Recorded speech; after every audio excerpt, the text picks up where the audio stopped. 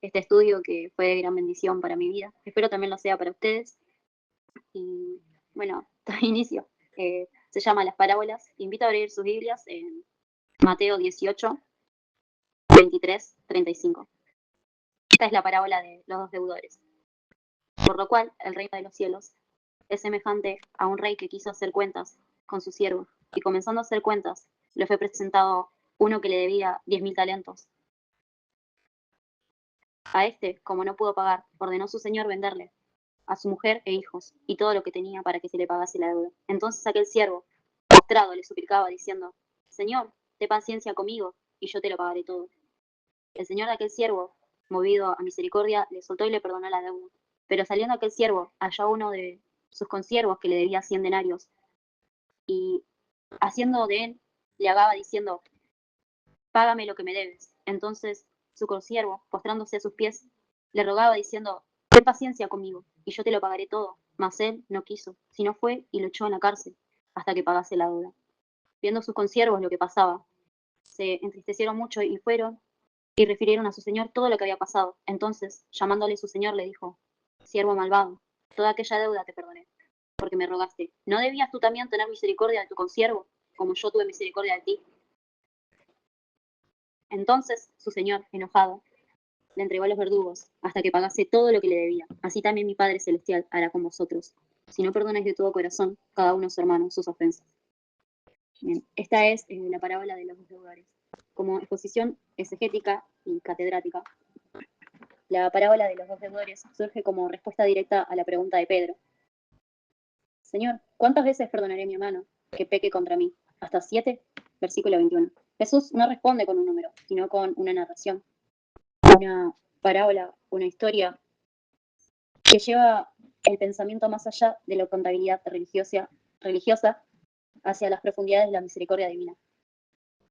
A través de una hipérbole económica, el maestro revela la inconmensurable magnitud del perdón de Dios y la absoluta necesidad de ejercer ese mismo perdón entre los hombres. El siervo y la deuda de 10.000 talentos. Le fue presentado uno que le debía 10.000 talentos. Versículo 24. Talento. En griego, talantón, significa unidad de peso.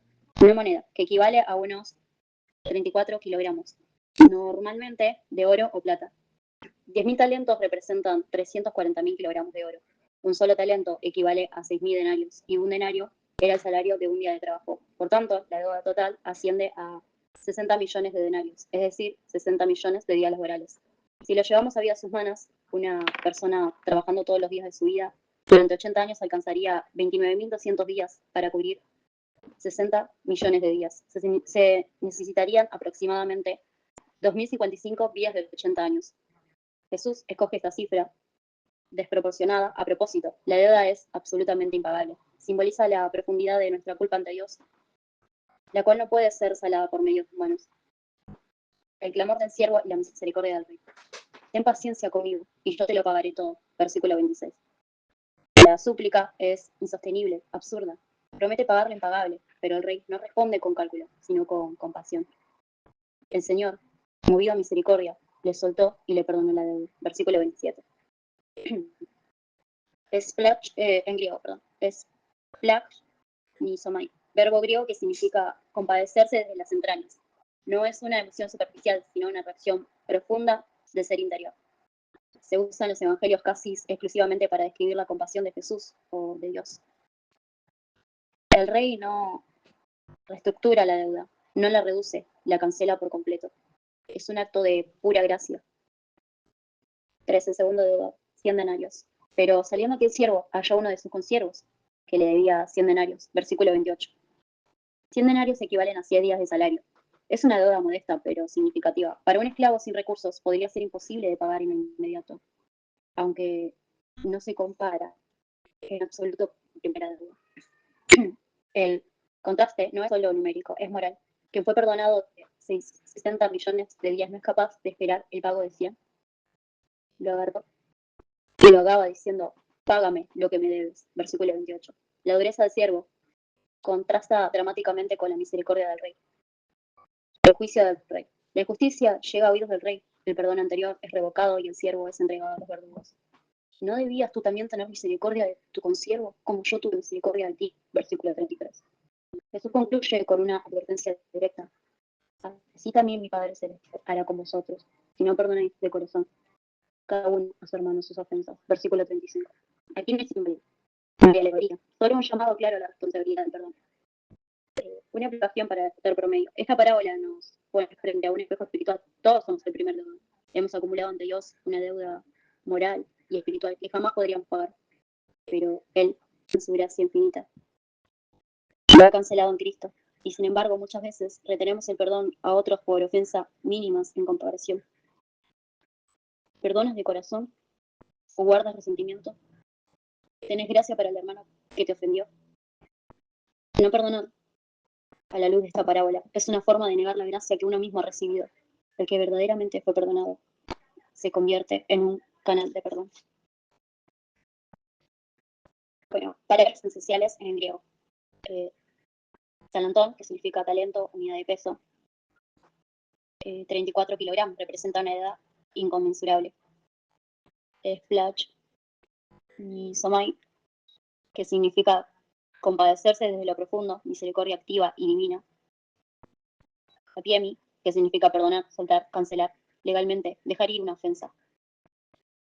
O peilema, que significa deuda, aparece también en Mateo 6:12. Perdona nuestras deudas.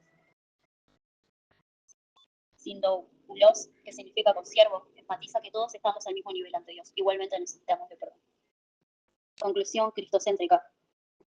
Como aplicación final, Jesucristo pagó nuestra deuda en la cruz, una deuda equivalente a más de 2000 vidas completas de 80 años. No nos alcanzaría 1000 existencias para devolverle lo que hizo por nosotros, pero sí podemos y debemos perdonar a otros como Él nos perdonó. Segunda parábola está en Lucas 15, del 11 al 32. Esta es la parábola del hijo pródigo. También dijo, un hombre tenía 2 hijos, y el menor de ellos dijo a su padre, Padre, dame la parte de los bienes que me corresponde. Y les partió los bienes. No muchos días después, juntándolo todo, el hijo menor, se fue lejos a una provincia apartada, y allí desperdició sus bienes, viviendo perdidamente. Y cuando todo lo hubo malgastado, vino una gran hambre en aquella provincia, y comenzó a faltarle. Y fue y se arrimó a uno de los ciudadanos de aquella tierra, el cual envió a su hacienda para que apacentase cerdos. Y deseaba llenar su vientre de las algarrobas que comían los cerdos, pero nadie le daba. Y volviendo en sí, dijo, ¿cuántos jornaleros en casa de mi padre tienen abundancia de pan? Y yo aquí parezco de hambre. Me levantaré e iré a mi padre, y le diré, Padre, he pecado contra el cielo y contra ti. Ya no soy digno de ser llamado tu hijo. Hazme como uno de tus jornaleros. Y levantándose vino su padre. Y cuando aún estaba lejos lo vio su padre y fue movido a misericordia y corrió. Y se echó sobre su cuello y le besó. Y el hijo le dijo, Padre, he pecado contra el cielo y contra ti. Y ya no soy digno de ser llamado tu hijo. Pero el padre dijo a su siervo, sacad el mejor vestido y vestidle y poned un anillo en su mano y calzado en sus pies. Y traed el becerro gordo y matadlo y comamos y hagamos fiesta. Porque este es mi hijo, muerto era y ha revivido. Se había perdido y es hallado, y comenzaron a regocijarse. Y su hijo mayor estaba en el campo, y cuando vino y llegó cerca de la casa, oyó la música y las danzas. Y llamando a uno de los criados le preguntó qué era aquello. Él le dijo, tu hermano ha venido y tu padre ha hecho matar el becerro gordo por haberle recibido bueno y sano. Entonces se enojó y no quería entrar. Salió por tanto su padre y le rogaba que entrase. Mas él, respondiendo, dijo al padre, he aquí tantos años te sirvo, no habiéndote desobedecido jamás, y nunca me has dado ni un cabrito para gozarme con mis amigos. Pero cuando vino este tu hijo, que ha consumido tus bienes con ramera, ha hecho matar para el becer. Él entonces le dijo, hijo, tú siempre estás conmigo, y todas mis cosas son tuyas. Mas era necesario hacer fiesta y regocijarnos, porque este, tu hermano, era muerto y ha revivido, se había perdido y es hallado. Exposición exegética y catedrática. Jesús representa esta parábola en un contexto de crítica directa de los fariseos y escribas, quienes reprochaban que él recibía a los pecadores y comía con ellos. La historia no es simplemente una anécdota moral, sino una profunda revelación del corazón misericordioso del Padre Celestial y del proceso del pecado, arrepentimiento y restauración. La petición y la herencia. El hijo menor pide al padre, dame la parte de los bienes que me corresponde. Versículo 12. Esta petición en la cultura judía del siglo I era equivalente a desear la muerte del padre. Esto también está en Deuteronomio 21:17. Sin embargo, el padre concede libremente la petición, revelando la libertad del hijo, aunque también la gravedad de su decisión. En griego, cleronomía, que significa herencia o derecho legítimo a la posesión y transmisión de bienes familiares. La partida hacia país lejano y la ruptura. El hijo se aleja a un país distante, fuera de la jurisdicción y protección del padre, corrompiendo con la comunidad y su identidad. Este acto simboliza la separación radical del pecado respecto a Dios y la familia espiritual. El alejamiento de una provincia apartada representa pérdida de cobertura espiritual y social, ruptura con la autoridad y protección paterna, exposición a la fragilidad y el peligro del mundo. La vida disipada y el hambre. Gastó todos sus bienes viviendo perdidamente. Versículo 13. Hubo gran hambre en aquel país y comenzó a faltarle. Versículo 14. El término en griego azotía describe una vida de desenfreno y exceso moral. La parábola subraya las consecuencias inevitables del pecado: el hambre, la necesidad, el desamparo, el estado vivo pero muerto. Al decidir regresar, el hijo reconoce: ¿cuántos jornaleros de mi padre tienen pan de sobra y yo aquí parezco de hambre? Versículo 17. A pesar de su derecho legal de ser hijo, su condición espiritual y relacional con el padre estaba muerta. Mi hijo muerto era, y ha vuelto a la vida. Versículo 24. El término griego necros indica separación total de la vida, especialmente en su dimensión espiritual. Esto implica que el hijo no perdió su identidad filial, pero sí estaba espiritualmente muerto, separado del amor y la comunión con el Padre. El regreso y la misericordia del Padre. Lo vio el Padre y, movido a misericordia, corrió, lo abrazó y besó. Versículo 20. El verbo en griego splach, misomai, se repite, destacando una misericordia profunda, visceral, emanada del amor perfecto del Padre. No se trata solo de perdonar, sino de una restauración completa. Las ropas nuevas y la restitución de la dignidad. El Padre ordena: traed el mejor vestido, ponédselo, poned un anillo en su mano y sandalias en sus pies. Versículo 22. Ropas nuevas simbolizan la pureza restaurada y la limpieza del pecado. Sandalias indican libertad y dignidad. Los esclavos andaban descalzos. Anillo es símbolo de autoridad y pertenencia plena a la familia. Estas acciones subrayan que el hijo pierde la vileza del pasado y recupera su plena identidad, dignidad y cobertura espiritual. Este detalle conecta con la idea bíblica del vestir de la armadura de Dios. Esto está en Efesios 6, donde la vestimenta representa protección, paz y autoridad espiritual. La reacción del hijo mayor. El hijo mayor representa al justo legalista que no comprende la gracia extendida al hermano. No quiso entrar, salió y reprendió a su padre. Versículo 28. Su queja revela una falta de compasión y una concepción errónea de la justicia basada en el mérito. Contexto histórico y social.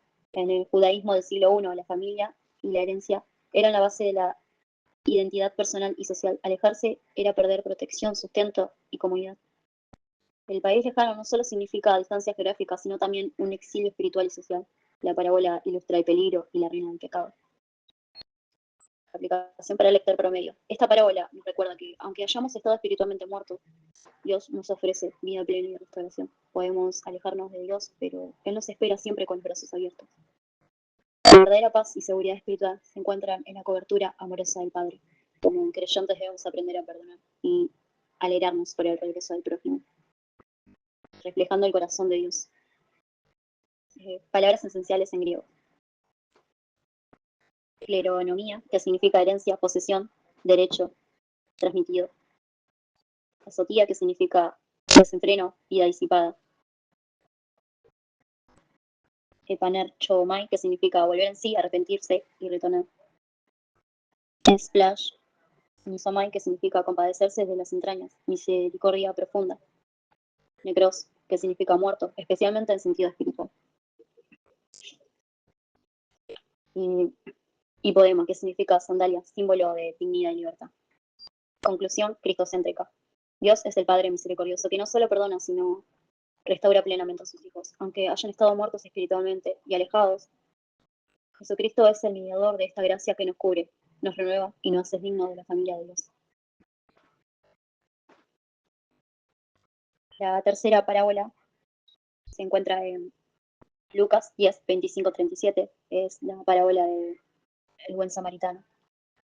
He aquí un intérprete de la ley se levantó y dijo para probarle: Maestro, ¿haciendo qué cosa heredaré la vida eterna? Él le dijo: ¿Qué está escrito en la ley? ¿Cómo lees? Al que respondiendo dijo: Amarás al Señor tu Dios con todo tu corazón, y con toda tu alma, y con todas tus fuerzas, y con toda tu mente, y a tu prójimo como a ti mismo. Y le dijo: Bien has respondido, haz esto y vivirás. Pero él, queriendo justificarse a sí mismo, dijo a Jesús: ¿Quién es mi prójimo? Respondiendo Jesús dijo: Un hombre descendía de Jerusalén a Jericó, y cayó en manos de ladrones, los cuales le despojaron. Hiriéndole se fueron, dejándole medio muerto. Aconteció que descendió un sacerdote por aquel camino, y viéndole pasó de largo.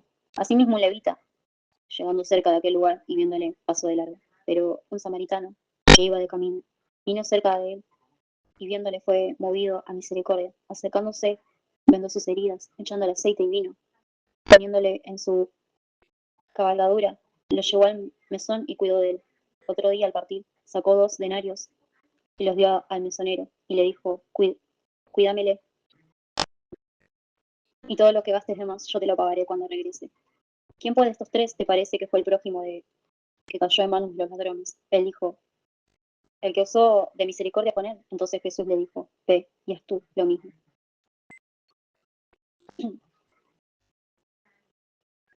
El intérprete de la ley pregunta: ¿Quién es mi prójimo? Versículo 29. La palabra clave aquí es elección, que significa literalmente el más cercano. Pero en el contexto judío se extendía limitado a miembros del propio pueblo. Jesús rompe esa barrera, aplicando la noción a toda persona necesitada. El camino peligroso. El hombre herido es asaltado en el camino de Jerusalén a Jericó, una ruta conocida por su dificultad y peligrosidad, con precipicios, frecuentes bandidos. Este detalle histórico ubica la parábola en una situación realista de peligro y necesidad.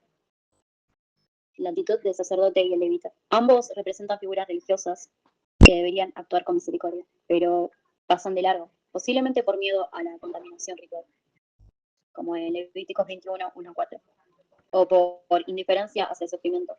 La palabra griega para caleo, que aunque no aparece directamente, está implícita en la falta de compasión. La misericordia del samaritano. El samaritano es la figura central del héroe inesperado. Se compadeció del versículo 33. Esta palabra proviene de splanch, ¿no? Que significa entrañas y expresa una pasión visceral profunda. Además, actúa con prontitud limpia, pura, lleva al herido a una pasada y paga por su cuidado. El significado del prójimo. Jesús concluye que el prójimo no es solo vecino o miembro de la propia comunidad, sino aquel que demuestra misericordia y acción concreta frente a la necesidad. Contexto histórico-social. La animosidad entre judíos y samaritanos era fuerte en el siglo I, debido a diferencias religiosas y culturales. Que un samaritano sea el héroe provoca una subversión radical de prejuicios. El camino, Jerusalén-Jericó, era un lugar bien conocido por el peligro, lo cual hace creíble la escena. ¿Quién es para vos el prójimo? ¿A quién consideras digno de tu ayuda? ¿Pasas de largo ante el sufrimiento o actúas con compasión práctica? El llamado es amar en acción, superando prejuicios y límites sociales. La verdadera religión se mide en misericordia activa. Palabras esenciales en griego. Lesión, que significa prójimo, el más cercano. Splach, que significa forma aorista pasiva de compadecerse. Parabasis, que significa pasar por alto, desentender. Elemosine, que significa misericordia o caridad práctica. Conclusión cristocéntrica. Jesús, el buen samaritano, supremo, vino a buscar y a salvar a los perdidos, mostrando que el amor de Dios no conoce barreras ni exclusiones. Somos llamados a imitar su misericordia práctica, siendo prójimos verdaderos en un mundo necesitado. Como cuarta parábola, Esto está en Lucas 8, 4, 15. También se encuentra en Mateo 13, 1, 23 y Marcos 4, 1, 20. Juntándose una gran multitud, y los que de cada ciudad venían a él, les dijo por parábola: el sembrador salió a sembrar su semilla, y mientras sembraba, una parte cayó junto al camino y fue hollada, y las aves del cielo la comieron. Otra parte cayó sobre la piedra, y nacida se secó, porque no tenía hojas, y los espinos que nacieron juntamente con ella la ahogaron, y otra parte cayó en buena tierra, y nació y llevó fruto a 100 por 1. Hablando estas cosas, decían en gran voz: el que tiene oídos para oír, oiga. Y sus discípulos le preguntaron diciendo: ¿qué significa esta parábola? Y él le dijo: a vosotros os he dado a conocer los misterios de los reinos, pero a los otros por parábolas, para que viendo no vean y oyendo no entiendan. Esta es pues la parábola. La semilla es la palabra de Dios, y los de junto al camino son los que oyen, y luego viene el diablo y quita de su corazón la palabra para que no crean y se salven. Los de sobre la piedra son los que, habiendo oído, reciben la palabra con gozo, pero estos no tienen raíces. Creen por algún tiempo y en el tiempo de la prueba se apartan. La que cayó entre espinos, estos son los que oyen, pero yéndose son ahogados por los afanes y las riquezas y los placeres de la vida, y no llevan fruto. Mas la que cayó en buena tierra, estos son los que con corazón bueno y recto retienen la palabra oída y dan fruto con perseverancia. Exposición exegética y catedrática. Jesús relata esta parábola para ilustrar cómo se recibe la palabra de Dios en diferentes corazones humanos. El sembrador representa al mensajero de la verdad, la semilla es la palabra, y los distintos tipos de suelo simbolizan los diferentes estados del receptáculo humano. El sembrador y la semilla. El verbo griego espeiro significa sembrar, acción que introduce la palabra en la vida del oyente. La semilla sporos representa el mensaje del reino. El sembrador es generoso, pues arroja la semilla abundantemente, sin medir la cantidad, indicando la gracia abundante de Dios. Los tipos de suelo y su significado. Camino. La semilla es comida por las aves, símbolo de aquellos que oyen las palabras, pero Satanás le arrebata el mensaje antes que eche raíz. Pedregal. Tierra superficial donde la semilla brota, pero se seca porque no hay raíz. Simboliza a los que reciben la palabra con gozo temporal, pero sin profundidad. Espinos. La semilla crece, pero es ahogada por las preocupaciones y riquezas. Representa el corazón distraído y preocupado por la materia. Buena tierra. La semilla da fruto, símbolo de corazón receptivo y obediente a la palabra que produce fruto.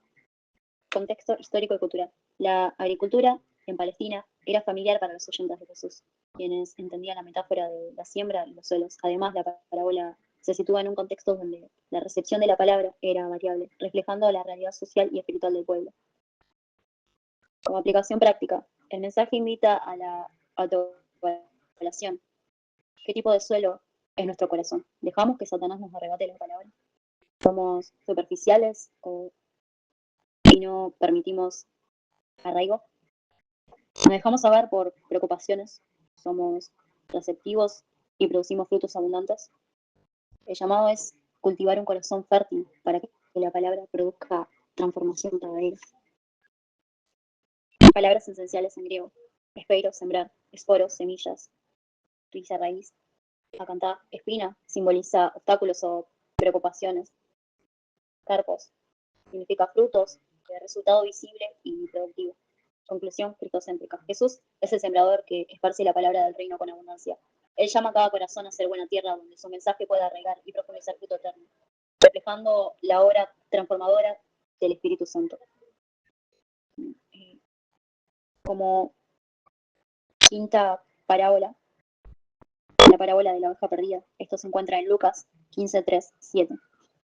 Entonces, él les refirió esta parábola diciendo: ¿qué hombre de vosotros, teniendo 100 ovejas, si pierde una de ellas, no deja las 99 y en el desierto y va tras la que se perdió hasta encontrarla? Y cuando la encuentra, la pone sobre sus hombros, gozoso, y al llegar a casa reúne a sus amigos y vecinos diciéndoles: gozaos conmigo porque he encontrado a mi oveja que se había perdido.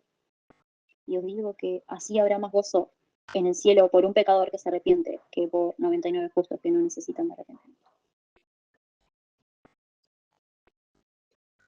exposición exegética y catedrática. Esta parábola es parte de la tríada del relato de Lucas 15, que enfatiza la misericordia de Dios hacia los perdidos. Jesús la narra para ilustrar la alegría del cielo por el arrepentimiento de un pecador. Subraya el valor infinito de cada alma para el Padre.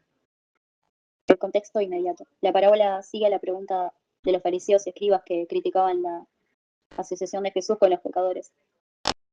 La respuesta de Jesús enfatiza la compasión divina por el extraviado. La figura del pastor y la oveja. El pastor representa a Dios o a Jesús mismo como cuidador y protector del rebaño, como en Juan 10, 11, 14.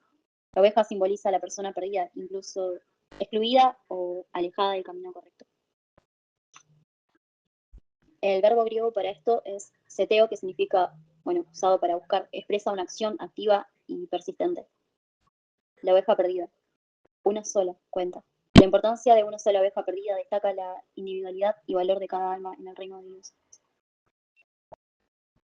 En la cultura pastoral de la época, causa de gran preocupación la búsqueda diligente y la alegría por el hallazgo. El pastor deja las 29 ovejas para buscar la que se había perdido, mostrando la prioridad del rescate de los perdidos. La palabra griega es chairo, que significa alegrarse. Se usa para describir la alegría tanto del pastor como la de los ángeles en el cielo. Como aplicación práctica, Dios valora a cada persona y no se cansa de buscar a quienes están alejados. Cada creyente está llamado a compartir esta preocupación pastoral, buscando activamente a los que se han perdido. La alegría en el cielo por un pecador que se arrepiente nos recuerda la importancia de la redención individual. Palabras esenciales en griego. Teteo, que significa buscar activamente. Chairo, que significa alegrarse. Apolestai, que significa perderse. Foimen, que significa pastor, cuidador del rebaño. Contexto histórico y social. En Palestina, la economía pastoril era común y el cuidado de ovejas era fundamental. Perder una oveja significa una pérdida económica y espiritual importante, por lo que buscarla insistente era práctica y simbólica. Conclusión cristocéntrica. Jesús, el buen pastor, demuestra el amor activo y la misericordia de Dios hacia cada individuo. Su misión es buscar y salvar lo perdido, y como seguidores suyos estamos llamados a reflejar esa misma pasión y alegría por la restauración de cada alma. Como sexta parábola, la parábola de la semilla de mostaza. Esta se encuentra en Mateo 13, 31-32. Otra parábola le refirió diciendo: el reino de los cielos es semejante al grano de mostaza que un hombre tomó y sembró en su campo, el cual, a la verdad, es la más pequeña de todas las semillas. Pero cuando ha crecido es la mayor de las hortalizas y se hace árbol, de tal manera que vienen las aves del cielo y hacen nidos en sus ramas. Jesús utiliza esta parábola para ilustrar el crecimiento aparentemente insignificante del reino de Dios, que, sin embargo, culmina en un desarrollo enorme y fructífero. La semilla de mostaza, la más pequeña de las semillas en Palestina, simboliza cómo algo pequeño puede llegar a ser grandioso. La semilla más pequeña, en griego carpos, usada para describir la semilla, se refiere a algo diminuto, un grano muy pequeño. En el contexto agrícola palestino, la semilla de mostaza era conocida por su minúsculo tamaño. El crecimiento inesperado. El proceso de crecimiento de la semilla hasta convertirse en un árbol se describe con el verbo auxo, crecer o aumentar, que indica un desarrollo natural y progresivo, que representa el refugio de las aves. Y se hizo árbol, de modo que las aves del cielo vienen y hacen nido en sus ramas. Mateo 13, 32. Esto simboliza la hospitalidad y la protección del reino, que escoge a muchos, incluido aquellos considerados marginales o despreciados. Contexto histórico-cultural. En Palestina la semilla de mostaza era común y conocida por su tamaño pequeño, pero su capacidad de crecer bastante. El árbol que se menciona no es literalmente un árbol grande, sino una planta arbustiva que alcanza un tamaño notable. Como aplicación práctica, no subestimemos los comienzos pequeños en nuestra vida espiritual o ministerial. El reino de Dios puede iniciar en lo pequeño, pero su impacto es grandioso y abarcador. La invitación es a confiar en el crecimiento soberano de Dios, más allá de nuestras expectativas. Palabras esenciales en griegos: carpos, grano pequeño, faja; esporos, semillas; auxo, crecer, aumentar; poleo, nido, refugio; y pequeña, ave. Conclusión cristocéntrica. El reino de Dios, aunque parezca pequeño en su inicio, crece poderosamente bajo la dirección de Cristo, el Rey del reino. Este crecimiento no es solo cuantitativo, sino cualitativo, abarcando y protegiendo a todos los que buscan refugio en él. Bien, como séptima parábola, en Mateo 13:44, el tesoro escondido. Además, el reino de los cielos es semejante a un tesoro escondido en un campo, lo cual un hombre halla y lo esconde de nuevo, y gozoso por ello va y vende todo lo que tiene y compra aquel campo. Esta parábola, breve pero poderosa, describe el valor inestimable del reino de los cielos, comparándolo con un tesoro escondido en un campo, que un hombre encuentra y con alegría vende todo lo que tiene para comprarlo. El hallazgo del tesoro. La palabra griega para tesoro es tesauros, que denota un depósito de riqueza guardada y valiosa. En la cultura palestina los tesoros podían estar ocultos para protegerlos de ladrones o enemigos. El campo representa el mundo o la vida en la que el reino se encuentra escondido, no siempre evidente a simple vista. La acción del hombre. El hombre encuentra el tesoro con plena conciencia de su valor. Vende todo lo que tiene para comprar el campo. La palabra griega, polesis, indica la venta total, un acto de renuncia y entrega. Esto expresa la respuesta total y sacrificada del creyente ante el valor incomparable del reino. Contexto histórico-cultural, la idea de un tesoro escondido estaba familiarizada en la mentalidad antigua, donde las personas podían encontrar riqueza para protegerlas en tiempos de peligro. La parábola ilustra la realidad espiritual de encontrar algo tan valioso que justifica cualquier sacrificio. Como aplicación práctica, la búsqueda del reino implica descubrir su valor supremo. Nada en esta vida debe compararse con el valor del reino de Dios. El llamado es a una entrega total, reconociendo que el verdadero tesoro justifica toda renuncia. Palabras esenciales en griego. Tesauros, tesoro, agros, campo, poleo, vender, chara, alegría. Apoyo, desprenderse, soltar. Conclusión cristocéntrica. Jesús es el tesoro escondido que transforma vida. Su reino es de valor infinito y merece toda nuestra entrega. Como creyente, estamos llamados a valorar y buscar este tesoro por encima de todo, entregando con gozo y convicción nuestra vida a Él. Como octava parábola, la parábola de las 10 vírgenes. Esto se encuentra en Mateo 25, del 1 al 13. Entonces el reino de los cielos será semejante a 10 vírgenes que toman sus lámparas, que toman al esposo. 5 de ellas eran prudentes y 5 insensatas. Las insensatas, tomando sus lámparas, no tomaron consigo aceite. Las prudentes tomaron aceite en sus vasijas, juntamente con sus lámparas. Y tardándose el esposo, cabecearon todas y se durmieron. Y a la medianoche se oyó un clamor: aquí viene el esposo, salid a recibirle. Entonces todas aquellas vírgenes se levantaron y arreglaron sus lámparas, y las insensatas dijeron a las prudentes: dadnos de vuestro aceite, porque nuestras lámparas se apagan.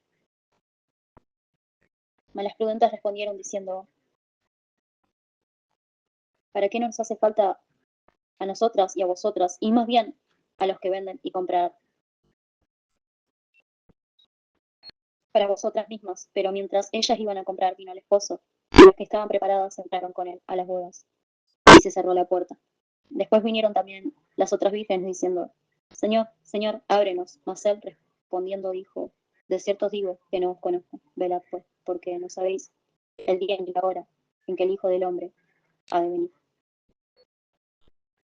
Esta parábola forma parte del discurso escatológico de Jesús sobre la vigilancia y la preparación para la llegada del reino. Narra la historia de 10 vírgenes que esperan la llegada del novio para la boda, 5 prudentes que llevan aceite suficiente y 5 insensatas que no. El simbolismo de las vírgenes y el aceite. Las vírgenes representan a los creyentes que esperan la venida de Cristo.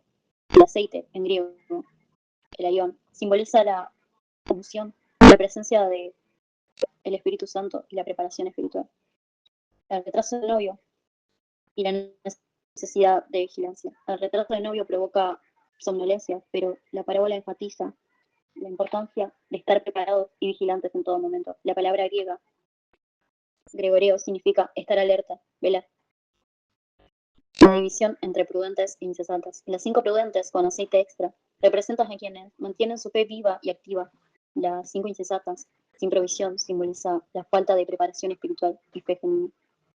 La llegada inesperada del novio. El momento de la llegada es inesperado, lo que subraya la necesidad de estar siempre listos. La palabra griega para ginomai significa llegar, aparecer. Como aplicación práctica, la parábola exhorta a la perseverancia y vigilancia espiritual. La fe y la preparación personal son vitales para recibir al Señor. El creyente debe mantener una relación viva con Dios, alimentada por el Espíritu Santo. Palabras esenciales en griego. El layón, aceite, unción. Gregoreo, estar alerta. Perginomai, llegar, presentarse. Nimple, novia, esposa. Lampanón, lámpara. Conclusión cristocéntrica. Jesús, el esposo prometido, llama a sus seguidores a estar siempre preparados para su venida. La vigilancia y la afectiva, sostenidas por la unción del Espíritu, son especiales para participar en la boda del Cordero y el reino eterno. Bien, como una buena parábola, en Lucas 12, 16, 21, esta es la parábola del rico insensato. También les refirió una parábola diciendo, la heredad de un hombre rico había producido mucho, y él pensaba dentro de sí diciendo, ¿qué haré? Porque no tengo dónde guardar mis frutos. Y dijo, esto haré, derribaré mis graneros y los edificaré mayores, y allí guardaré todos mis frutos y mis bienes. Y diré a mi hermano, calma, muchos bienes tienes guardados para muchos años. Repósate, come, bebe, regocíjate. Pero Dios le dijo, necio, esta noche vienen a pedirte tu alma, y lo que has provisto, ¿de quién será? Así es el que hace para sí tesoro, y no es rico para con Dios. Jesús utiliza esta parábola para advertir sobre la venida de acumular riquezas terrenales y ser rico para con Dios. La historia ilustra la insensatez de poner la seguridad de bienes materiales y descuidar la vida espiritual. La vida espiritual, perdón. El rico y su abundancia. El personaje central es un hombre rico cuya tierra produce una gran cosecha. En griego, plustos detona riqueza y el verbo sinatroizo significa acumular o amontonar. El plan egoísta. Decide construir graneros más grandes para almacenar su abundancia, pensando en disfrutar la vida sin considerar su mortalidad ni la dimensión espiritual. Esta actitud refleja soberbia y autoengaño. La llamada a la prudencia. Dios le dice, insensato, esta noche morirás. ¿Y lo que has preparado? ¿Para quién será? Lucas 12:20. El término moro significa insensato o necio. Y es el reproche divino ante la falta de sabiduría espiritual. La aplicación práctica. La verdadera riqueza es la relación con Dios, no la acumulación material. La vida es breve y la muerte inesperada. Debemos vivir con sentido eterno. La parábola invita a una vida de generosidad, humanidad y representada por Dios. Palabra esencial en griego. Clausto, riquezas. Sinotroizo, acumular. Moros, insensato. Cleos, fama, gloria. Apollini, perder, destruir. Jesús nos exhorta a ser ricos en lo que Dios valora. La justicia, el amor y la fe. La seguridad no se encuentra en posesiones temporales, sino en la gracia eterna que Él nos ofrece. Hasta aquí se me dio. Quiero agradecer al Señor por este día de estudio de las parábolas, que hoy no es de gran munición para cada uno de nosotros. Bueno, escrito por mi pastor, Oscar Pellegrino. Inspirado, por supuesto, por el Espíritu Santo, ¿no? Doy gracias a mi Señor Dios, que esto es en Él, por Él y para Él, y que la gloria sea suya.